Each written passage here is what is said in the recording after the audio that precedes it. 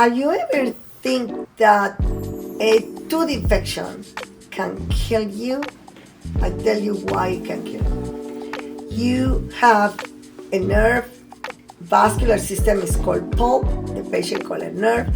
If this infection goes around the nerve and start getting out, it's gonna go to the space of our body. If it doesn't have where to go out in this way, it's worse.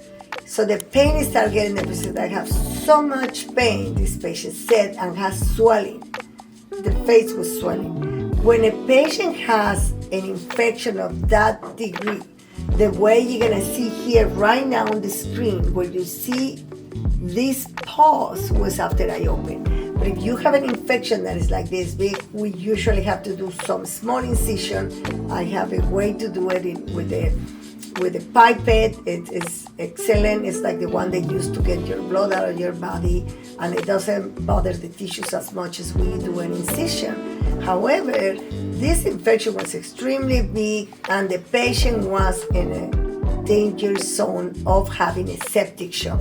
Meaning the infection goes to the space of your body. Once it's in the space of your body, it goes all over and it creates a septic shock, and you die of septic shock, and there's nothing anybody can do to save you because the infection is very aggressive.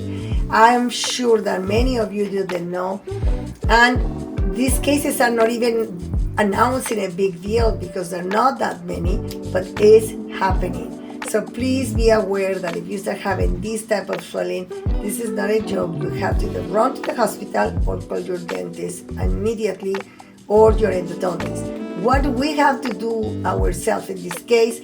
I learned the patient, pretty young, 55 years old, but he was in extreme anxiety for the amount of pain. His crown was open, and when you have this space between the tooth and the crown, this is an open, we call it open margin. So bacteria was getting in there.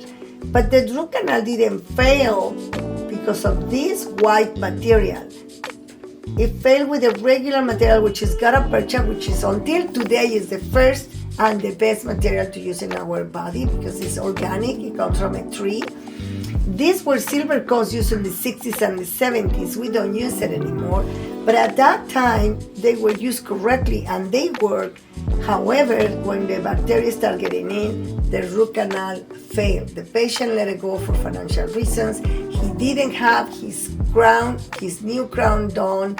He had this crown open for many years. So when we removed the crown and I opened to drain the canals that they were already infected, that's when the pus all of a sudden start coming out and wash. I have to wash, disinfect. We have very strong solutions to disinfect. But the point of this part is not to show you the technique I use, even though in this case, what we do to remove these are called silver cones. And when the silver cones are right in the canals are so difficult to take out, and you have to be sure they don't break in pieces. Otherwise, that cone is almost impossible to get out of the canal. And we use different tips to remove these type of instruments of this size, but we have not only this by Dr. Cliff Rodder, which I really admire for designing this type of instrument to remove, but we have so many, Takahashi, many of the companies that do this type of instrument removal that we have in endodontics. We need to know how to remove it without breaking so the patient can have drainage immediately. That is the point, because if we cannot establish the drainage that we need, that patient will have septic shock. Usually it's better to have the patient in IV antibiotics if he goes to the hospital. I can recommend also give a shot of the antibiotic or prescribe the strongest antibiotic that we need for this type of infection. And once it's draining, you're safe. Doesn't matter.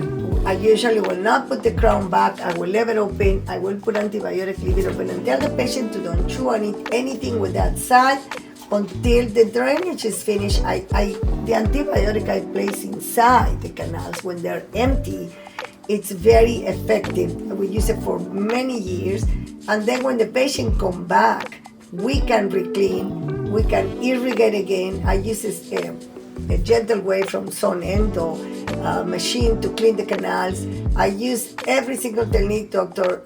Cliff Rodol also has the endoactivator. It's important to use our new technology and irrigate as much as we can. So you have to see that your endodontist is washing and washing and washing. And then in the following appointment, we disinfect again by washing, cleaning, and then we finish. And that's the only way disinfection will be successful.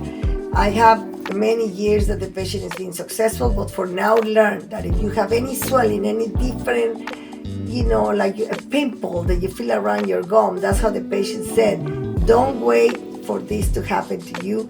Call your dentist immediately. And if you cannot find it and the swelling is growing, then you have to run to the emergency room.